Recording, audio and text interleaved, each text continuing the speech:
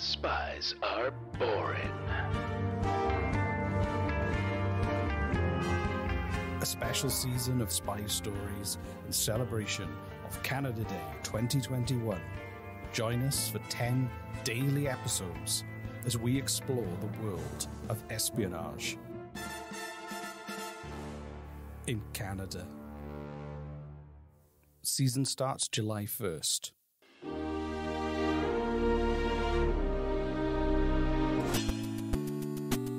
Welcome to Canadian Politics is Boring!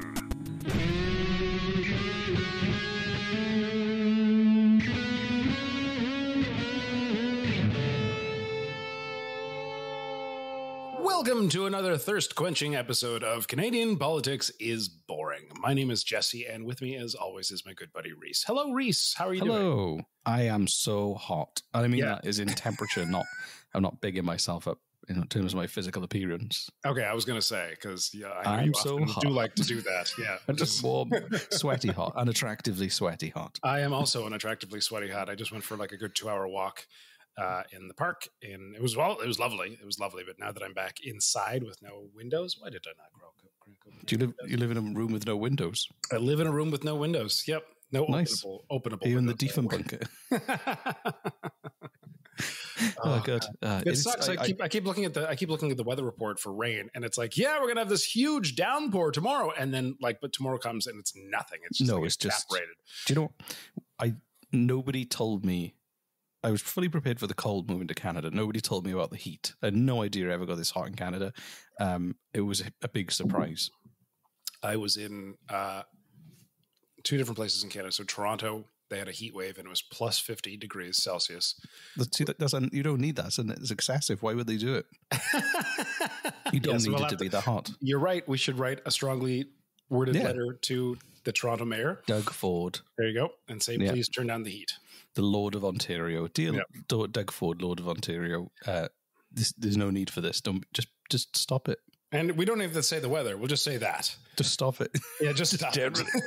Well, he's up to him to read between the lines. It's nuanced. The worst weather was Calgary by far. Calgary is the most fucked up weather I've ever seen in my life. Was it too hot for you or too cold? Minus 50. See, I can deal with that because you can deal with minus 50. Yeah, because as long as you got the right gear, you can. Oh my God! When it's cold, you can just put more layers on. When it's hot, you can't. You can't shed your skin or peel it off with I think you say that now, but have you ever been in minus 50 weather? I've been close to minus 40, and as long as like minus 37. Yeah. There's add another negative 13 degrees to that. I'm telling you, it makes a difference. Trust me. I think if I didn't have the right gear, then yes, it would be horrible. But if I had like a decent coat and super warm, chunky, you can't let any skin touch the air. None. Zero. That's my rule anyway. Our eyelids were freezing shut. Spit was freezing and clunking along the ground before. It was nuts. Why were you spitting? We were just walking around spitting. That's what I mean. What are you, like 15? That's just the culture in Calgary. That's all. You're chewing tobacco. Just walk the tobacco froze in your mouths. So our small talk has dried up to the point where now we just have to talk about the weather. That's it. That's kind of sad. Only because so I tried my swimming pool out for the first time, and the swimming pool that you yourself made.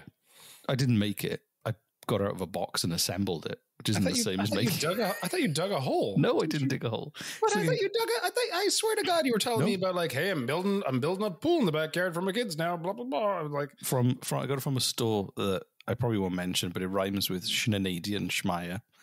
And I got a pool from there, and it was great because it was cheap, but it's quite big. My man came with a big tanker and he filled it with water. It was great.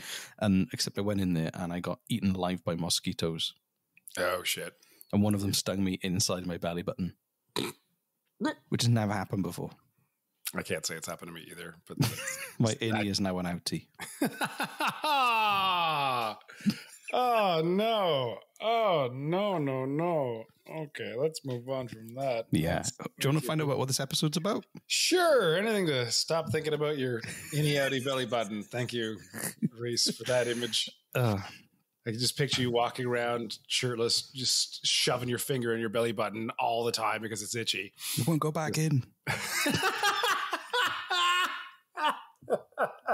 Just holding a cube of ice against it. Anyway, enough about my... oh my God, you're innie outie. Yeah. Enough about my enlarged belly button. Right, so I got a question for you, Jesse. Do you know what the NorthWest Passage is? I think I've heard of it, actually. So this episode is all about the NorthWest Passage. NorthWest Passage. Isn't that... Let me see if I can get this right. Isn't that... Are you Googling it, or are you thinking? No, I'm thinking. Is the NorthWest Passage a set of rivers and canals which ships can take from the Atlantic Ocean all the way to the Great Lakes? You're close. Am I close? Okay. You're close. It's kind of not that, but it is.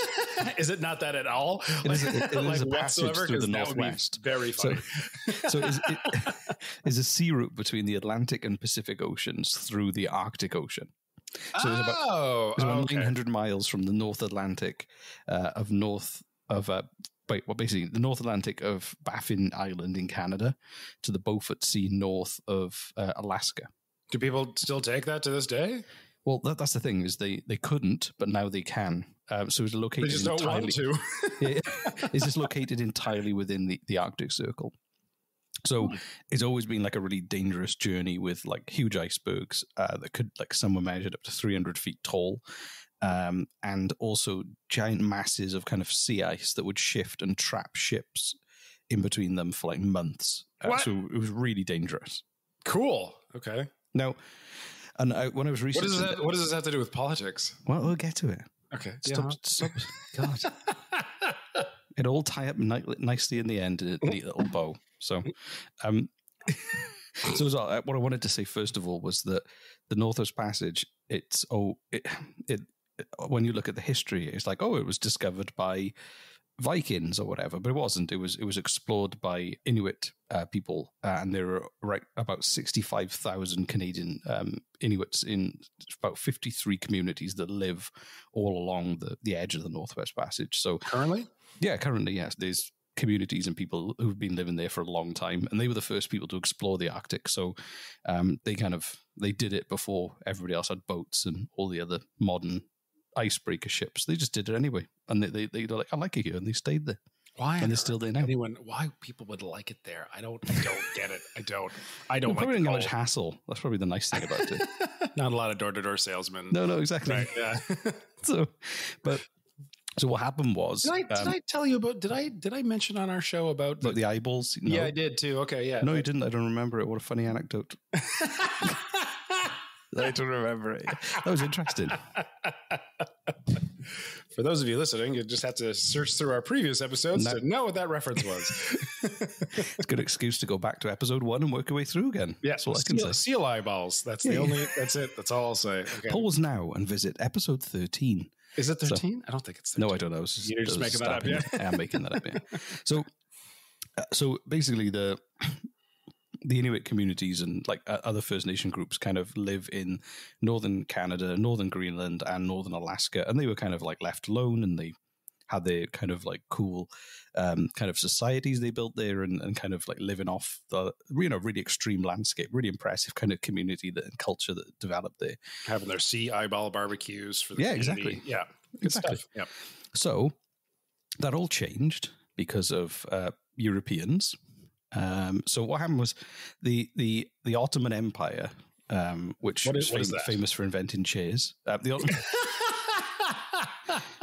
You were waiting on that joke, weren't you? I wasn't. No, this is part of my head. So the Ottoman Empire was kind of ended just after World War One, and it was. I'm just Googled it now. So in the 14th century. So it was founded in just at the end of the 13th century. And it was kind of it covered a lot of the Middle East and North Africa, the Middle East, and the Mediterranean, like around Greece. So it was a large empire that dissolved in 1922. Okay. So, but obviously they had blocked all of the major overland routes between Europe and Asia in the 15th century. So They Europeans blocked them. What do you mean they blocked them? well, they controlled the land. So they were stopping European powers from trading across Asia. Oh, wow. So European powers, that's when they started to kind of send ships around and trade, because they were essentially having to start to look other places because the traditional routes of how they traded were being cut off. So one of the routes they thought they'd explore was whether there was a passage through the northern waters above Canada. And obviously they had no scientific knowledge or really good maps, or they didn't even have GPS or anything like that. I don't know if you knew that. This was the this is the century. Ottoman Empire looking for other routes. No, this was the European powers looking for other routes because the Ottoman Empire had they blocked them from. No, you're not going this way. So is that what they said? Yeah, they just stood on top of their ship and yelled. Yeah, go away. No, you're not going this way. Okay, just sternly just said go away. But like their understanding of the ice cold waters were a bit off. Apparently, most people believed that seawater was incapable of freezing. And you know, I never saw seawater frozen until I moved to Canada. Really? Yeah. Never seen an iceberg? No. Why would it? They don't get icebergs in Wales. I suppose, yeah. We don't get icebergs in Nova Scotia either, so I had to move to Newfoundland to see them. Yeah, they're pretty cool.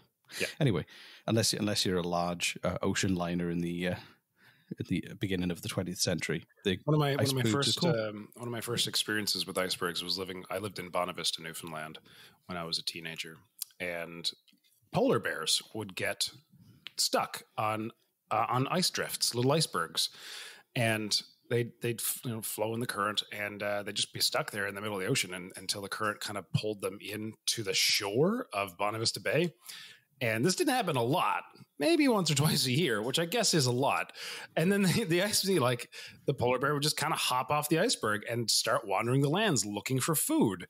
And you'd be driving to work or driving to school or whatever on the radio. There'd be the top 10 and 10, and the DJ would be like, all right, that was Alanis Morissette with Ironic. Just let you guys know there's a polar bear on the loose, and the SPCA is coming to pick it up. Keep your pets inside and your children inside as well. All right, coming up next to the top 10 and 10. The world's largest land predator mammal or whatever it is. Yeah, seriously, just wandering the streets into just the DJ online is letting you guys know, just keep your kids and pets inside. And this is like a traffic thing. There's like a... Yeah, really. We heard the 101 this is blocked for 15 miles, and there's a polar bear walking up the main street.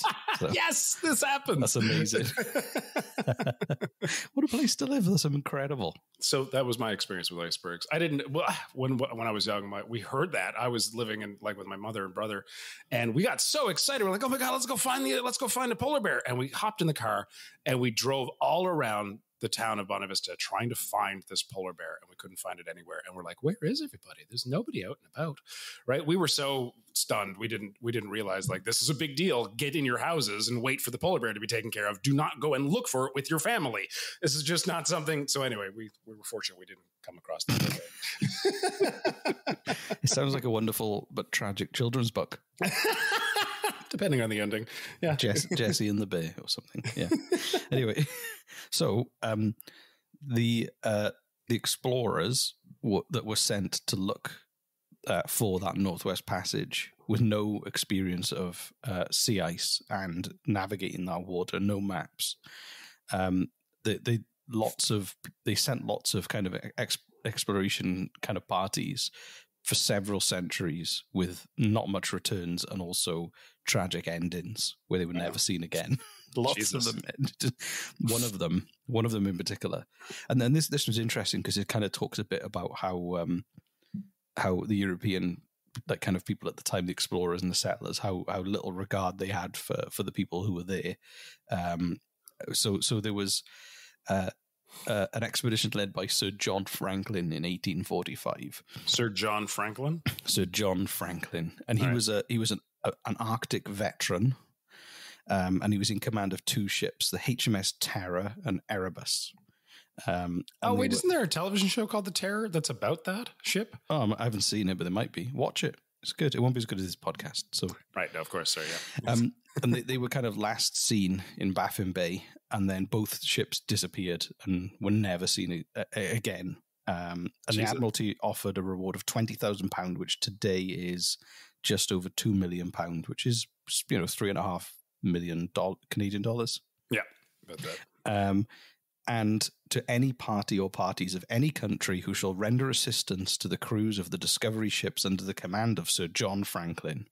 And what happened was a Hudson Bay fur trader named John Ray was in the area, and he was talking to some Inuk men and started asking them about expedition ships, if they'd seen any. Did you say Inuk men, or is that? Yeah, Inuit men, yeah.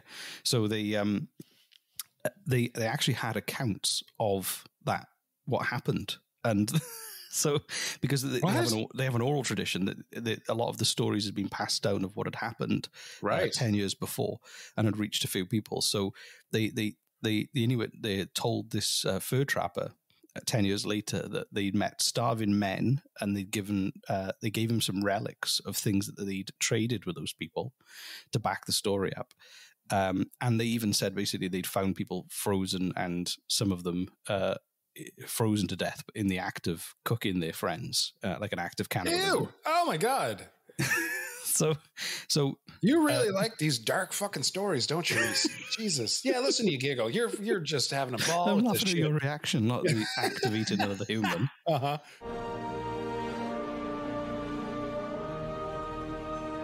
Hey Jesse, do you know what time it is? What time is it, Reese? Ad time. Yay! No, that's Back after these important things. ads.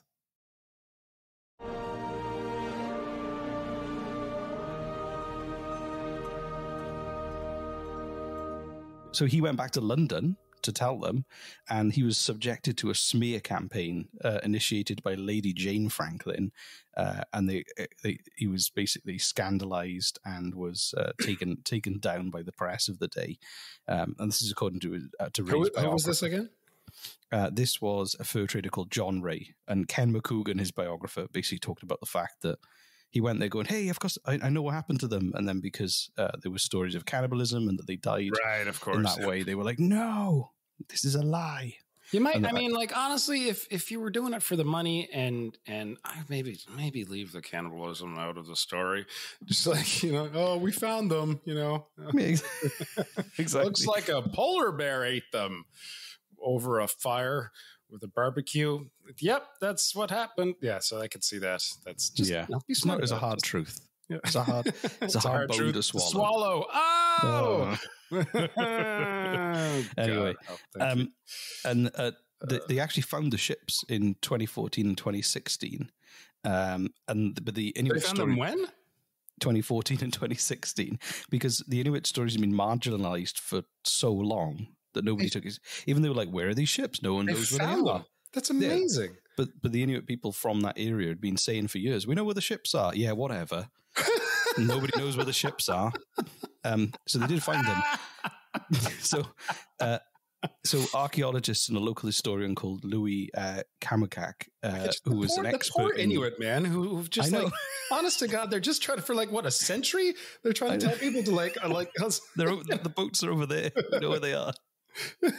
And it was actually located near an Inuit community. Sorry, my timer went off. That means my spinach puffs are done, Reese. Nice. Yeah, spinach puffs. Oh, buddy. I'm very excited with this. My oven mitts on, my floral oven mitts. Yeah. You're just having a snapshot of the domestic life of Jesse Harley. Okay. Floral oven mitts and spinach pops fresh out of the oven. There we go. I'm back, baby. There we go. Oh, the spinach puffs look good. Well, shall I, Karen, tell you the story? What do you eat and smell them? Yep. Yes, please. So the sunken wrecks were actually located near an Inuit community called Gajar Haven. Sorry. And the funny thing is, I don't know with you anymore. The funny thing is, it took like over 150 years for them to find the site. But in the meantime, since then, within that 150 years, they sent expeditions that constantly got stuck and had to be rescued. So they sent rescue expeditions to find them, who then had to get rescued, So the McClure expedition that kind of actually made it across the Northwest Passage, but what happened was they gave up their ships and they did the rest on sleds. They didn't actually do it properly because they got stuck. but they spent 3 years locked in ice on HMS Investigator, which was the name of the ship they sent to investigate. Hold on. You're saying people survived for 3 years on a ship? Yeah, they had supplies and everything. For 3 years? Yeah. 3 years of supplies. It's great. You don't have 3 years of supplies? You haven't got 3 years?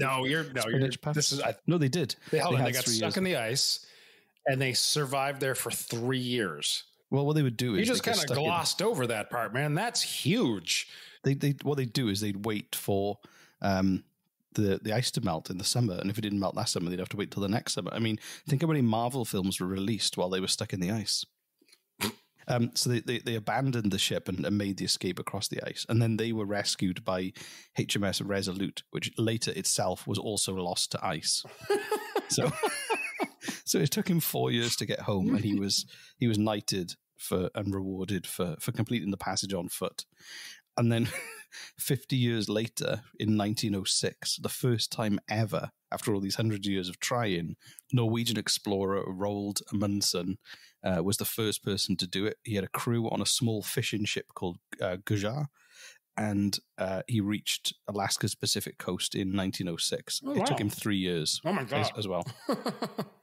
Can you not talk your mouth full? It's really good. Oh, God. I'd rather just stay silent. It's better than that. But, so that's like the kind of the early Northwest Passage story. But this is where we're going to start getting the politics starts to come in, because... All right. Have you heard of a thing called climate change? I am aware of it, yes. Yeah, is where the climate changes. Although not everyone agrees with that, which is so ridiculous. Yeah, not everyone. We won't get into that though. That's yeah. But I mean, historically, the climate has always changed. But like dinosaurs, they had. We've all seen Jurassic Park. They lived on a tropical island. Yep, all of them. The end. The end. That's my You're very good at movie pitches. Thank you. Just saying. The dinosaurs, they live on a tropical island. There's frogs that somehow become dinosaurs, and they don't really explain it, but it's fine. So in the summer of 2007, the route was entirely ice-free for the first time in recorded history. Oh, wow. Okay. And in 2010, 2 grey whales who were native to the Pacific Ocean were spotted in the Atlantic Ocean for the first time in 200 years. They'd swum across. And in 2012, a record 30 ships crossed over the Northwest Passage, including a luxury cruise ship called Crystal Serenity. And this is all because of global warming. Like there's enough because ice, of global warming. Yeah, they didn't just do it better than the. Imagine if the cruise ship got stuck in the ice; they'd have to eat the buffet every day for 3 years. Oh my God, that sounds great. Actually, just carved I'd be all right with melon statues and stuff. But to go on the Crystal Serenity, tickets are somewhere between $20,000 and $150,000, and it takes you a month. Could you picture that? That'd be a story. $150,000 a ticket? Yeah, it's a month-long trip. Just to freeze your ass off. No, thank you. No. Yeah. What? I'd make a show. They'd make a fun show where like, what? Oh, the Crystal Cruises. The Crystal Cruises say like, I don't know, no, we couldn't do it today because GPS and satellite phones and stuff like that. But it'd be fun. Yeah, they'd rescue them. Yeah, it'd be fine. Yeah, so entitled people who can afford $150,000 cruise line tickets and take a month off work get stuck for 3 years in ice. I mean, if they could make that work, that'd be fun to watch. Just saying. But this is where the politics is coming in now, though, Jesse. Oh, we bashed into an iceberg and our satellite phone and GPS and every single communication device on board is suddenly destroyed, and they don't know where we are because we didn't tell them where we were going. I got a better idea. What if there's a solar flare that wipes out all the communication satellites? And they're in the Northwest Passage and they lose all navigation. That's a way better story. It's so easy to write scripts. I don't know why you struggle. That's why I don't bother writing. Right. It's too easy for you. Yeah. It's just too easy. Give me a real challenge. Anyway. So it's getting political now because now that water is opening up, and that's a very valuable, you've heard of things like the Panama Canal and the Suez Canal. Yeah. They're like really important trade routes. Well, a lot of this is, Yeah, all right. So I see where you're going with this, yeah. So Ottawa considers the Northwest Passage to be Canada's internal waters. And that doesn't mean piss. It just means that it's within their borders. But the United States has got a different approach. It's saying that it counts as an international strait. So it's an area of high seas that connects two bodies of water, which is open for peaceful use by vessel from any state. And they actually, I mean, like they had icebreakers to break through.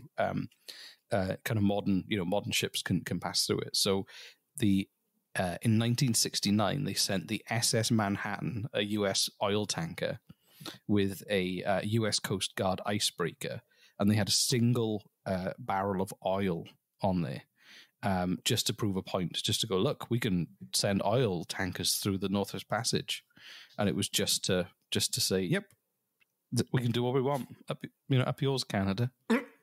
And then they negotiated an agreement on Arctic cooperation, and they kind of agreed to disagree. They signed an agreement saying they disagreed.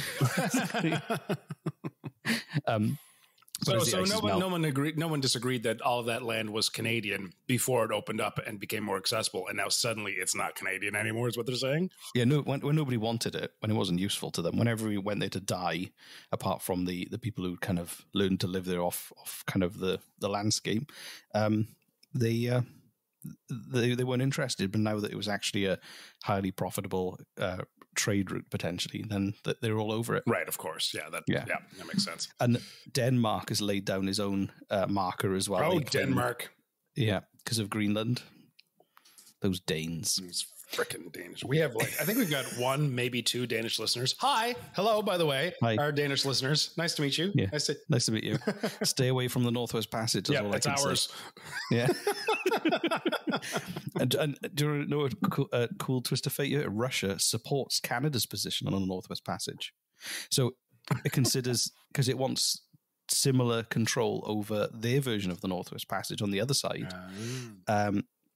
So they go, yeah, I'm with Canada on this because this is like a mirror image of what we want. So, and the North Sea route that that Russia has it had roughly 29 million tons of shipments pass through 2019, and a 40% increase a 14% increase on the year before in 2018. And Vladimir Putin has set a target of 80 million tons of goods a year by 2024. And he tends to get what he wants. He does, yeah. Nobody will imagine working for him. No, thank you. I'm good. Like, now, smash your own hand to pieces with this hammer. Yes, Vladimir.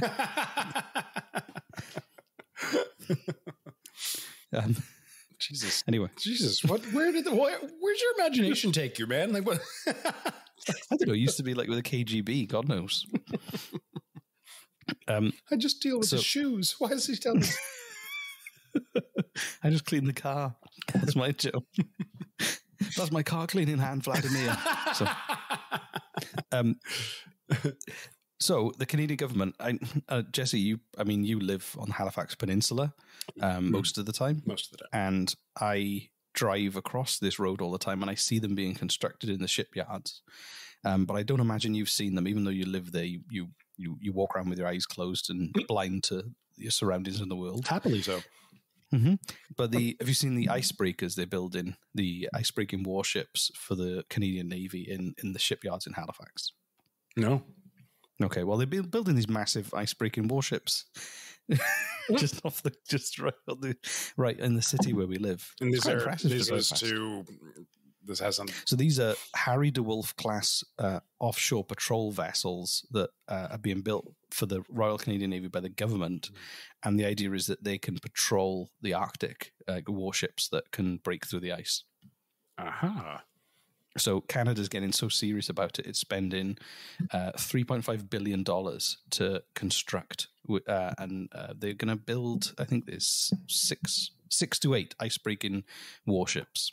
Oh, that's the contract that we had a number of years ago. Oh, okay, right. That's the contract that is kind of like with billions and has transformed the economy of the city and gave us all these goddamn condos. Yeah. I don't think they built condos to go with the ships. I'm just mad about the condos. Any chance I get to talk about it, I think that's just a correlation isn't cause. So I think they just happened at the same time. Sure. So yeah, the idea is their main purpose is to patrol the icy waters of Canada that are otherwise inaccessible. So what are our plan here? Is to like rent passageway to people and like, this is ours, we can do this? just to be able to send warships up that can. No, but I mean, like, because if we patrol it often enough, we can kind of claim it as ours. Yeah, exactly. Right. No one's going to mess, because not many people have icebreaker warships. Right. But a lot of the icebreakers are research vessels most of the time. Why would we spend billions of dollars to prevent people from just kind of taking those routes? Like, why would that affect us unless we could make money from it somehow? But also, don't forget, there's oil, there's gas, there's lots of stuff up there that people want. Oh, yeah, right.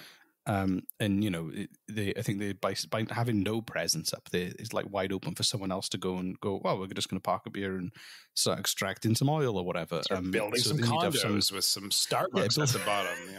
Exactly. As the ice melts and it becomes more politically important, it's like another Panama Canal, essentially, but above Canada. And what that means for the people who live there and what that means for Canada and its friendships and neighbors is yet to be decided. So there you go. Neat. And it was political. How about that? See, look at you did it. I know. Considered that. See, I'm looking better at that. This is a show about politics. It's always been a show about politics. Why would it not be? We gotta think of a better, more original, unique calls to action. Go to Instagram. Then go to Instagram. Right. If you haven't filled out our survey. Oh, yeah, do the survey. We had some really nice comments. Some great comments on the survey for sure. Oh, and actually, do you know what? Brief mentioning. We did a contest a while back for people to leave really nice, funny comments, and we picked some winners and sent out T-shirts. Those are still happening, by the way. If you're do you know what? You won't believe this. I picked up the T-shirts today. Oh, you did? Oh, what a coincidence! All right, cool. Yeah, I did actually pick them up today. So it just takes us forever to do anything. I was handwriting some nice letters, and I'm going to ship them out. Really? Your handwriting? Yeah, but just so you know, my handwriting is terrible. So if you can't read it, then it's your fault. So, go to Instagram, and if you're one of the people who left a review and then responded, and we set you up saying we're going to send you a T-shirt, then just sit by the door and wait. Yeah, patiently, any second. Just wait. And if you want, don't drink, don't blink, just wait. And also, if you're in the mood to do a neat little survey that'll help us out, go to our website, CanadianPoliticsIsBoring.com, and there's a little button there that'll send you to the survey. Great. Well, I'm going to go and do all those things I said I was going to do. I'm going to do all the things I said I was going to do. So wonderful. There you go. Well, bye. Goodbye.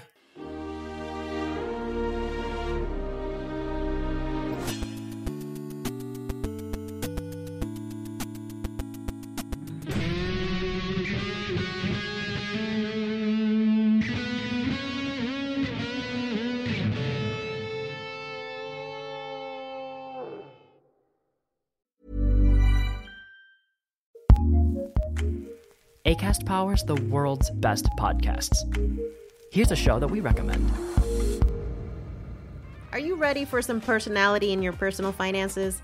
Hi, I'm Janice Torres-Rodriguez, Latina money expert and host of the award-winning podcast, Yo Quiero Dinero. On this show, we're serving up POC-friendly personal finance knowledge, always with a side of sass. We're not talking about avocado toast and lattes on this show. We've got real, relatable personal finance knowledge that makes you feel seen, heard, and finally understood. Consider me your super cool, slightly risque, but always honest financial fairy godmother.